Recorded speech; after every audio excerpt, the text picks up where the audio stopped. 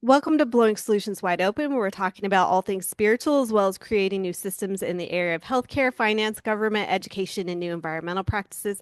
My name is Addie Halkin. If you think that you have ideas or things to share in any of those areas, please feel free to email blowingsolutionswideopen@gmail.com, or you could put the word guest in the comment section of this video, and I'd happily get back to you and potentially have you come on here and share with people what you know. If you have ideas for helping the planet or helping humanity in different subjects than what I just mentioned, that's great too. I'd love to hear about it. And if you don't want to be on a podcast, but you'd like to contribute getting information through, please leave that in the comments or in an email. Also, please like, share, subscribe, and comment if you want to see more content or even interested in getting alternative information out to more people. So I'm super happy and excited to have my guest on today again. She's been a fantastic guest, and I can't wait to hear more of what she has to say. Her name is Ashley Brothers, and she is the founder of the Institute of Conscious Evolution LLC and host of the Soul Deep podcast on Gnostic TV. Ashley has studied with doctors, scientists, shamans, mystics, and healers around the world since 2004 to find the most powerful and effective tools, techniques, and practices that help people heal and transform their lives through a blend of science and spirituality. Ashley practices and teaches Reiki, Heartmath, shamanism, and psychic mediumship to people in 33 countries worldwide so that they become the best versions of themselves and to manifest their greatest destinies. Thank you for coming back on.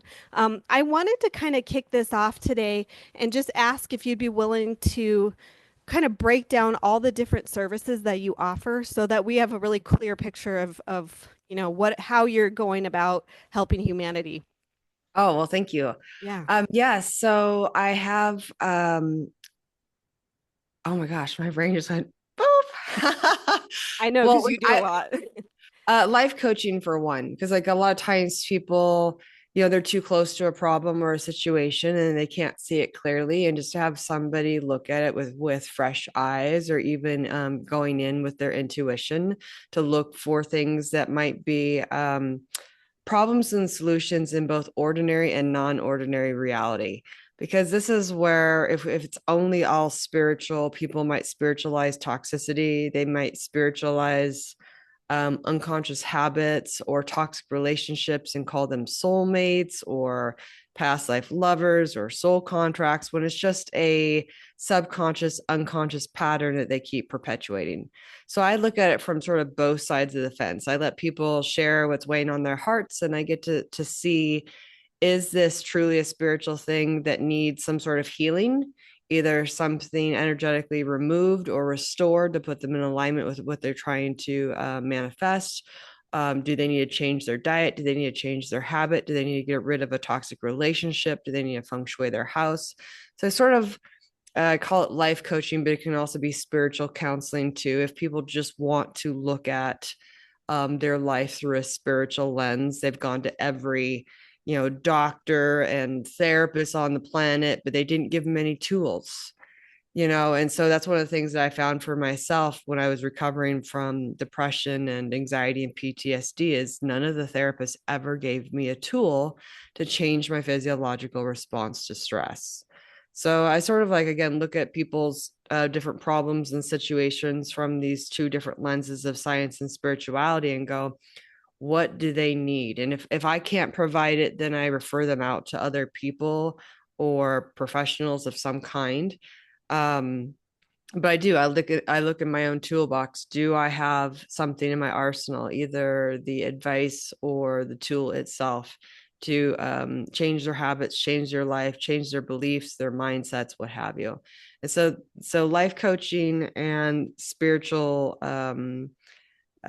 counseling may also involve things of like Heartmath techniques that help people change the rhythms between their heart and their brain to more of this neutral or better energy, which stops the fight, flight, or freeze response that keeps people recreating the same wounding event circumstances and relationships over and over again, or that makes them feel hyper reactive to their environment, or stuck and frozen, unable to move forward in life. Like a lot of times people have a low level freeze where they're able to do the bare minimum, like go to work and get the groceries done. But in terms of anything else, it's like their brain won't let them. They just shut down when they think of getting outside the comfort zone or doing something new. So I may teach them Heartmath techniques to heal those patterns, to stop the fight, flight, or freeze, to heal any toxicity between them and somebody else. Because one of the things that people don't realize is that they may have an emotional home, a dysfunctional default mode that they fall into whenever they're stressed. And so they may have a reference pattern that is connected to their past. And every time they feel that way, it reminds them of that time, or they react the way they did then. And so when you neutralize that past event, then they can be from the present moment forward and no longer have this reference pattern that every time they feel this way, that they need to behave a certain way or that it's somehow linked with their past. And so oftentimes when people are doing Heartmath, for instance, within like a week and a half, 2 weeks of doing it a couple times a day, only for up to like 3.5 minutes, it's not very long, they may actually see their past entirely differently because they feel differently about it. And so I can go into Heartmath and what that is in a moment, but when we get into that, it's almost like they have a life review without the emotion. And so when they try to think negatively about a person or a situation, they can't. Yes. So it's like this repatterning or rewiring of how the body responds. So it builds up your resilience and tolerance to stress. So it takes a lot more to invoke that reaction. But then it also too creates a new reference pattern that has nothing to do with the past. So you may not go, oh, every time I feel like this, that means something bad's going to happen to me. When you neutralize that, you may be able to go do that thing like public speaking. You may be able to go wear a color that you haven't been able to wear, or go to a job interview, or do something that you couldn't do before because you associated with something negative. It takes that negative association away. And it also creates more intuition, more synchronicities. You start to create a better field that starts to attract opportunities to you that you're actually seeking rather than more of the toxic stuff. So that falls into more of the spiritual counseling and life coaching, as giving somebody a tool that they can use anytime, even in the midst of a stressor, and take their power back, their control back, and move forward.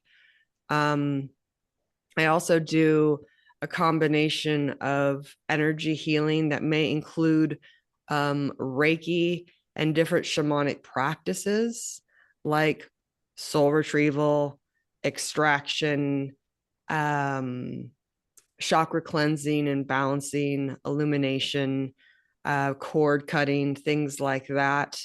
And I can get into that in a little moment here too, as well.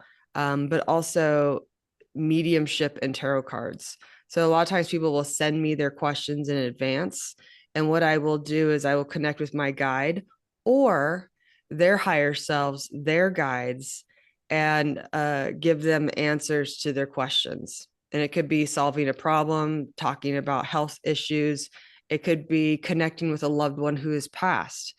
I've done that. I've connected with people who have either committed suicide or were murdered, or even children that have been aborted. All these different things are loved ones that have passed in all variety of ways, peacefully and not peacefully, and gotten messages back, even about how they died, that the person wasn't, like, the client didn't tell me, and the deceased individual revealed to me what happened to verify that it was indeed them that I was connecting with. Quick question on it. Sorry to interrupt. Oh. How do you deter, like, do you just let whoever comes in come in with that, or do you actually choose who you're speaking to? So if in regards to what, people who passed? Yeah, whenever you're connecting to anyone on the other side, for a client, for example, how do you determine that? Okay, so if I want to solve a problem or do healing for a client, I call on my guides. I specifically call on mine first because they Okay. are tried and true. there are times where I may connect, I call it soul tapping, where I connect with either wounded parts of themselves or healed parts of themselves, their consciousness. Like I will deliberately set that intention. And it's like changing the dial on a TV or radio station to get a specific frequency. And so there may be parts of their consciousness that have the emotional range and functional capacity of a child because they were wounded at that age, and they will show me a version of themselves from that age. Or they could show me a part of themselves that something tragic happened to them in their teens or their 20s, and that part, in fact, this is where it gets interesting. That oftentimes people do not tell me what happened to them, but I get sucked into a vision where I'm standing next to them as they've been kidnapped, raped, abused, or something. And I can't do anything to change the situation, but it's like I'm literally in the room. And again, this person may not have revealed that that happened to them until I say I saw this vision. Yeah. And in some cases, it's quite literal, like watching a child be kidnapped by a stranger and then things happen. In other cases, it's going to show itself symbolically. So it's easier for Yeah. me to handle and the client. And an example of that would be a woman came to me with cancer, and I saw this image. Well, she had two images. One was being kidnapped, but the other one was where it's almost like this. There was a woman in the image in the kitchen, and she was holding this little girl made out of clay or Play-Doh. And she was shaking her, yelling at her, and then sort of put her on the counter and put a jar over her. And then this man came in from the side door, took the jar off, picked her up, and played with her body in some way.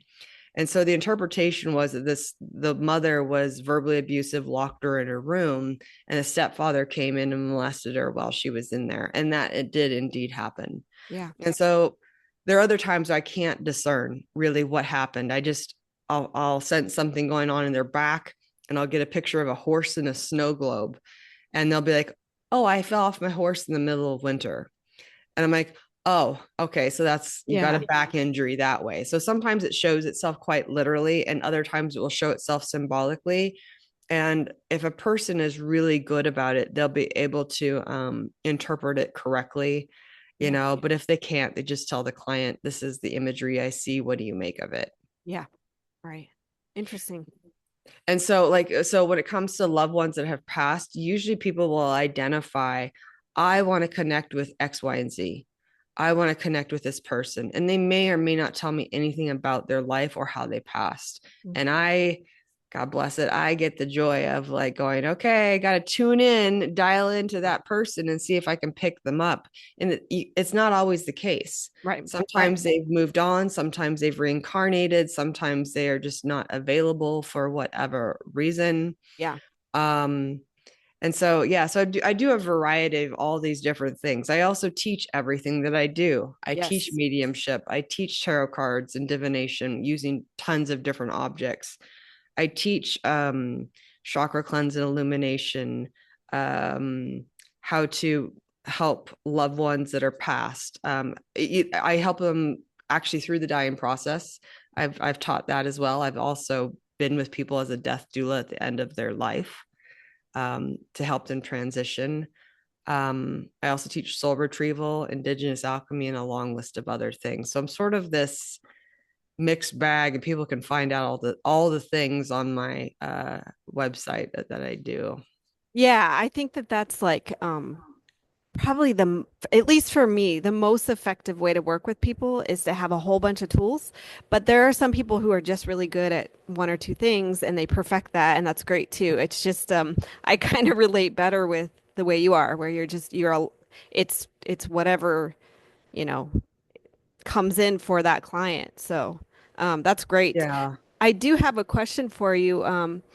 When it comes to your clairs, do you feel like you have one that you use more than the other, or are you just pretty all over the place? That's a good question. When I was younger, I had premonitions that would prevent accidents and death. Uh-huh. I could also see spirits walking around the room. So I'd hang on the edge of my crib and watch what I call the gray people. They were Oh, shadow no. beings. Yeah, yeah, I've heard about them. Yeah. And so my poor parents could hear me screaming through the floor for years. And it was in middle school when we were in a jewelry store. And I'm like, "Can I have the crucifix?" And my dad asked why. And I said, because you know why I scream? It's because they touch me all night. And he's like, ma'am, can we have the cross? Whoa. Yeah.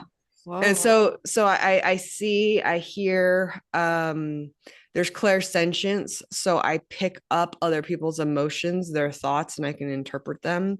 It's a little bit different than empathy because I'm not just picking up their emotions. In some cases, I don't know how this is possible because I did not deliberately make this happen. Mhm. But there's been times where I've woken up in the middle of the night in somebody else's body. And that's how I knew one of my exes Wow. was cheating on me because I ended up in his body while he was talking to somebody in a bar. And so I Wow. texted him and I said, "Who's the blonde?" And that happened multiple times. And I would flip back and forth between their bodies as if I could hear their thoughts, feel what they were feeling. And it was just such a gross experience for me because, yeah, I just know. Um, so Oh, Claire, wow. Anyone that dates you has got to be straight with you.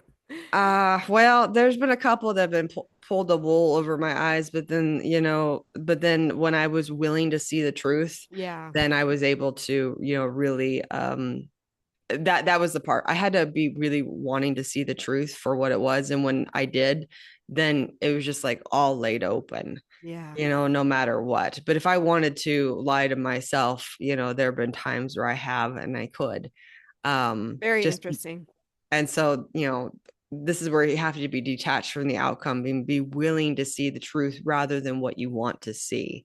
Yeah. Um, but yeah, clairvoyance, so I can see, clairaudience, I hear, clairsentience, I feel, psychometry, I can pick up an object and know its past.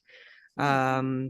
Which is why I do not like going into secondhand stores or antique Oh, stores or it's actually good when I do house blessings or clearings. That's another thing that I do. I will go into an office building, onto land or in somebody's home, whether it's a house, an apartment, a condo, or whatever, and sense where there's energies either in objects or the land or just lingering in the home or attached to people that need to be cleared and what needs to be restored for that home to be a place of balance and joy. So, wow. yeah, so there's depossession, is another thing that I do. I've had people who have been had uh, suffering beings attached to them. They may or Yeah. may not have been previously human. Sometimes they'll Right. change their eyes. Sometimes they'll change their voices, their facial features, the language coming out. I've seen beings flip back and forth between husband and wife or things that tried to harm me, punch me, Yeah, I've bite had that. me. Yeah. Yep, all the things. So, Wow. yeah. That you're definitely an open channel. That's a lot of different things. I've not ever heard of somebody, being able to go into it, like ending up in another person's body for a short period of time. That I actually had to have my guide sever that cord because he actually did something deliberately once he figured out that happens to me. Hmm. He deliberately actually brought me into his body while he was actually having intercourse with somebody else. And it was such a horrible thing swapping back and forth between their bodies. I mean, I was just absolutely horrified. And I woke up Ugh. just shaking and he confirmed that happened. And so my guide actually came in, severed the cord. But when it happened, Mhm. this guy was a powerful magical person as well. He had deliberately done stuff to make me that connected as well. But when that happened, I felt when my guide cut the cord, I felt something pop. He texted me immediately and said, "What did you just do?" Wow. And I was like, "Thank God it's done." Because he would try to attack me in my sleep and I would feel Like like something. energetically, you mean? Yeah, I mean, I was like, "What are you doing right now?" And this is disgusting, but he said, "I am envisioning skinning and disemboweling you." And so he would truly, truly put these horrible thoughts of things happening, and I could feel it. So curse unraveling is another thing that I do, curse breaking, curse unraveling, just because I've had it happen to me so many times Yeah, yeah. and my clients. Ancestral healing, working on people who have passed, not only my ancestors, but other people's ancestors. Right. retrieving essence that was lost as a result of traumatic experiences, either for themselves or their ancestors. Mhm. Because even the ancestors can, even though they're deceased, they may not necessarily go automatically to heaven. They may be lost and wandering or need some sort of healing before they can transcend. Wow. Amazing stuff. I don't know if you're able to discuss this, and if you're not, that's totally okay. But do you have some really amazing stories around clients or yourself? I mean, I've already heard some amazing stories around you, but maybe what are some of your most amazing stories? And I don't, again, I don't, if you can't discuss it, don't worry about it. Oh, that's okay. Um, I had a gentleman many years ago that came to me. He's had, I guess, some sort of traumatic breakdown, and he had tried to commit suicide in a very violent way. And so he was living with his parents at the time. And so there was a time where I worked on him, just one session. That was all it was. I did an energy clearing of any of his past trauma. I mean, past is in this life, his childhood trauma. And then I brought back a part of his essence that had never been traumatized at all. So I was calling in his oversoul, his higher self. And Oh, within a couple of months, he texted me and he said, "You're right. It did take a little bit, but I'm finally able to live on my own, go back to work, and go back to school for the first time in years." So wow. he had a really good experience in that way. There was one that was really, really convoluted and strange, in which this woman, she said that she had difficulty with her business, felt like everything was blocked and stopped, and that there's something about money that wasn't flowing for her. And it felt ancestral to me. And Mhm. so I was actually driving my car when I started to tap into her, and I had to pull over because somehow I started getting these visions of Europe. I started getting dates, locations, and just places in Europe, and I had to write them down. And apparently, it was during World War II. And they started talking about things like Anson planes, which I'd never even heard of, which apparently is a bomber. All these different things where I had to Google it to find out if it was actually a thing. Right. And they were showing me all these places that were being bombed. And I ended up in the cockpit with this guy who was going down. I could feel the tailspin. I thought I was going to vomit. The shaking was so violent. I felt like I was having like a grand mal seizure. And I'm like, what will happen to my consciousness if I crash in the plane with him? So I just grabbed him, popped out, and he looked at me and he goes, "Am I dead?" And I said, "Yeah." And he goes, "Are you my guardian angel?" I'm like, "No, I'm kind of here for somebody who's connected to you. It's like a family member, you know?" And he's just like, "Oh." And like, I'm like, it's sort of like your descendant. She's, was born several years, decades after you, kind of thing. He's like, "Can you give me some death rites?" I'm like, "Oh, sorry, my bad." So I did some Catholic death rites on him. He also asked me to heal his wife and child, and he showed that they had passed in the war. And I thought, oh, well, I don't know why I saw that image. What am I going to do with that? And so I just sort of was about to go on a hike, and he came back. So I saw him go to a place, a higher realm. He was healed. He was shining because I did soul retrieval on him and his wife. I removed any trauma energies, and he sort of came back. He's like, "By the way, just so you know, there was a lockbox with some documents that was lost in the bombing of, in Europe during World War II." And he said it was like proof or evidence of this person's wealth or what have you. And so he's like, "I want to hand you this document, and maybe somehow you can give it back to the woman." And it wasn't a physical document; it was the energy of the wealth. The woman called her grandmother, who was alive during that period. She said all of that was true, and that they had lost the documents that were in a wall, in a box, in a wall during the bombing. The essence was restored to the woman. She was actually able to somehow energetically make a success out of her business. just having the energy of wealth and the permission to be wealthy was enough for her to move forward in her life. So sometimes they will bring back memories. I've had clients that had no recollection of their childhood because of sexual abuse or trauma, and their brain just absolutely blipped out. And I could see it, but I knew that I could not tell them about it because of their maybe it's too toxic or tragic for them. Yeah. So I would just call in their essence back. I'm not trying to implant a memory. I'm not trying to do anything bad. But they would suddenly, even in their 30s or 40s, have their first memory of what actually happened so they could move on with their lives. Because when they would have like these weird addictions Right. or Right. trauma responses, but not know why, because their first maybe 7 to 10 years of their life is an absolute blank. So some people get their memory back. The same thing happened with me, not from childhood abuse, but after having open heart surgery, I lost my memory for a couple of years and I had to have a soul retrieval. And when it came back in, it came back in a snap. Wasn't right then and there on the table, it was when I least expected it. And it all came back all at once. Um, and so Was that hard on you, or was it? I was relieved. The hard part was because I had always been talking to spirits, not everything that came to me was nice. Yeah. And I'd been sort of, had things that were stalking me and what have you. And I would feel and sense and even see something hovering over me while I was dying. And then after the open heart surgery, I was walking through the neighborhood with my walker and I saw the thing come up next to me. And I said, "What do you want?"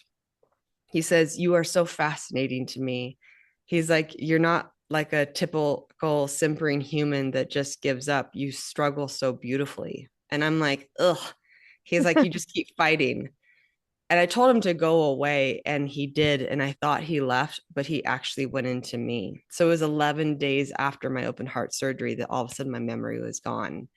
I couldn't tolerate the smell of my own perfumes. None of my belongings felt like they belonged to me. And even though I remembered my sister, my uncle, and my parents, I did not remember a lot of my clients. I'd lost facial recognition.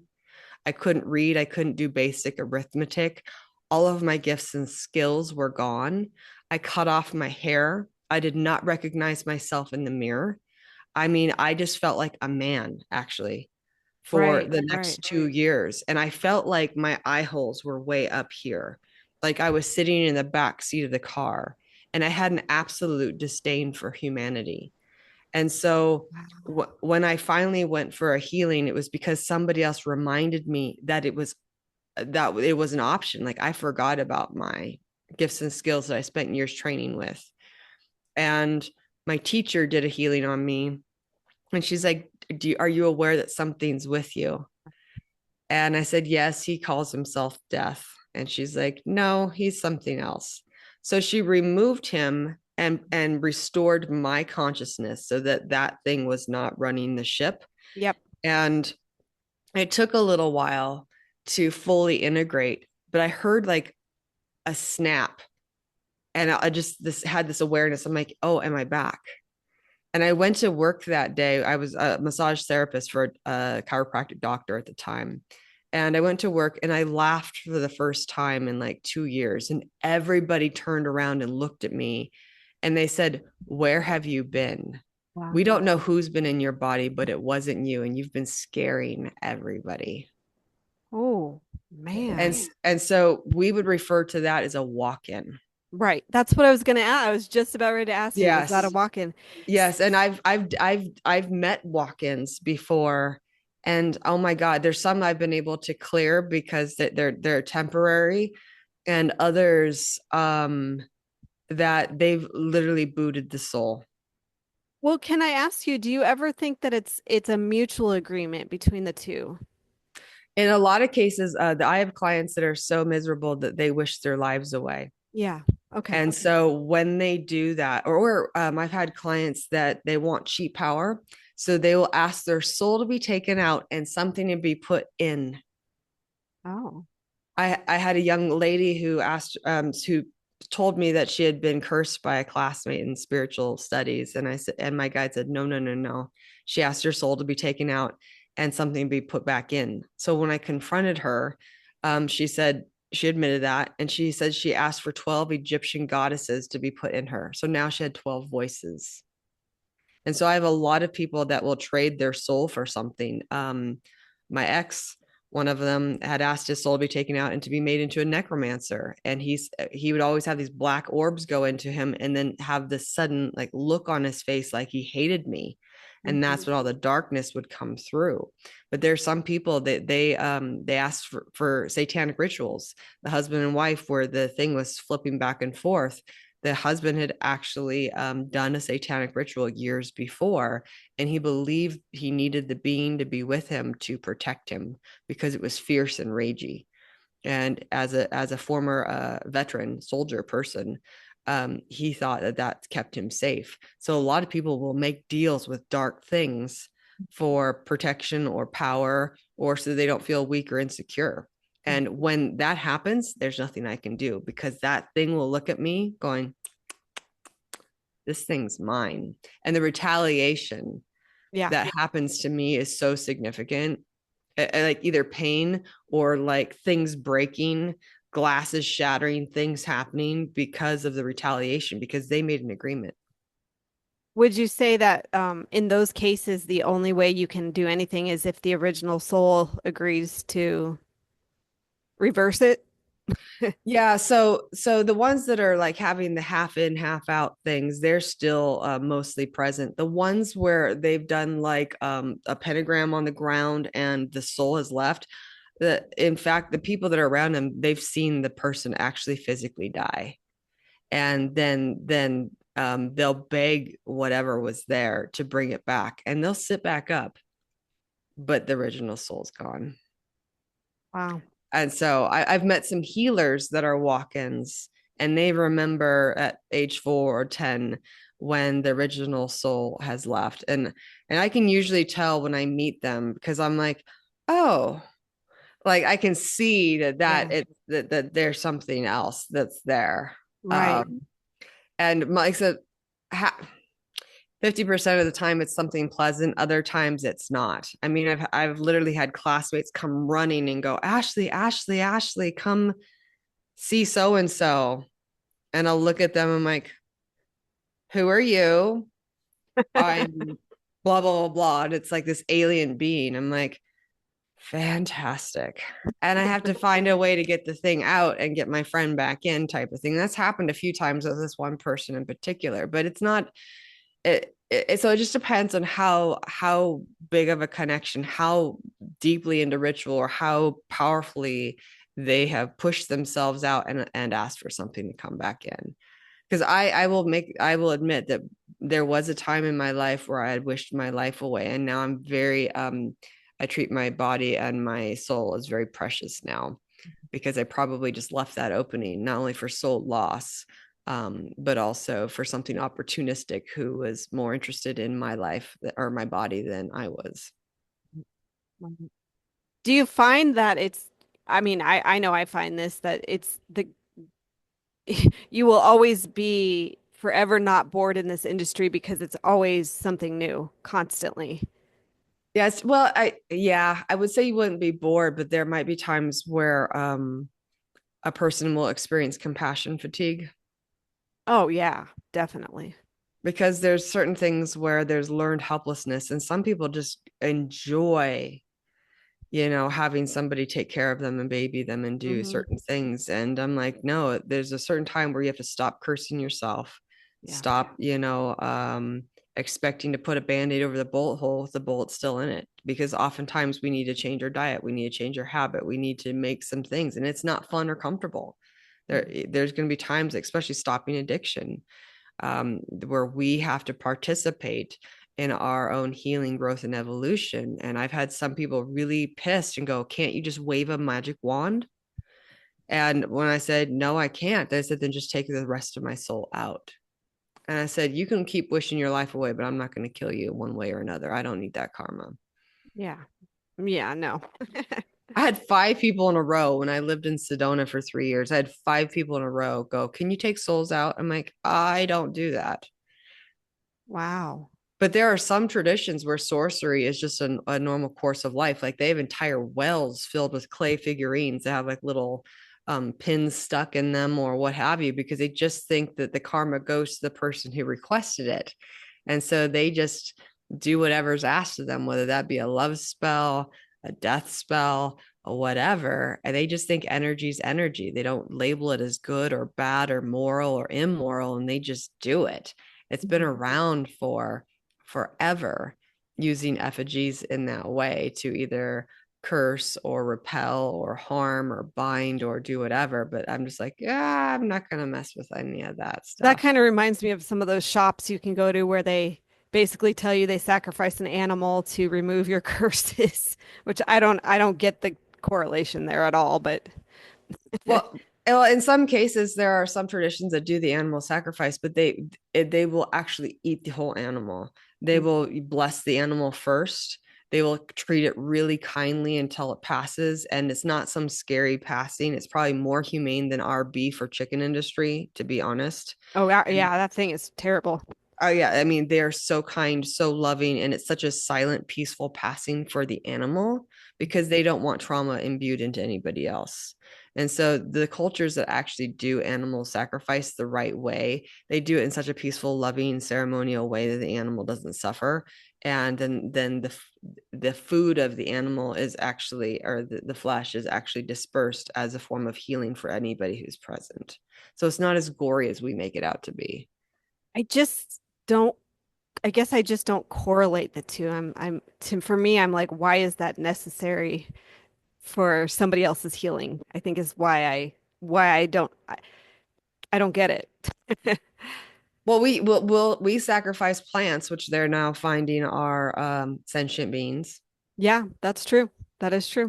We just don't make the connection. Stones, there are so many different things that we just assume are not sentient, that we use in our rituals and our prayers and our whatever. And so it just becomes a morality issue. And I understand I don't do animal sacrifice. That's not my training. But again, there are many people throughout the world that still do that, but they don't do it in the way that we think of in the like Steven Spielberg movies or what have you. I mean, Yeah. there are those that will do it that way, but that's more of the satanic stuff. Where I'm talking about the ones that are the true earth keepers. hmm hmm Yeah, I guess I just don't I get I mean if you're gonna eat it, I mean a lot of people eat meat anyway. I guess I don't make the correlation. I'm like I don't see the necessity of how it translates. But either way, there's just so many different practices that um that's what I guess, when I was asking you how you probably never feel bored. Just in this little conversation, there's so many different things that you've experienced. And I have a feeling it's just going to continue for you, where there's just going to be more and more new stuff that comes up because I think that's how spirit works. It's Yep. unlimited. Yep. Just to let you know, you have less than a minute left. Oh, I do? Yep. Oh. Oh yeah. Okay, cool. Well, thank you for coming on here. I feel like we could talk all day long. I know that you're in Oregon, so again, I'm going to leave all your information in the comment section of this video and or the description of this video, and I strongly encourage people to look into it if you have an interest in this kind of work. And again, if you have more to say at some point, come back on. Love to hear it. Thank you. I appreciate it. Thank you, Ashley. Bye-bye. Bye, everybody.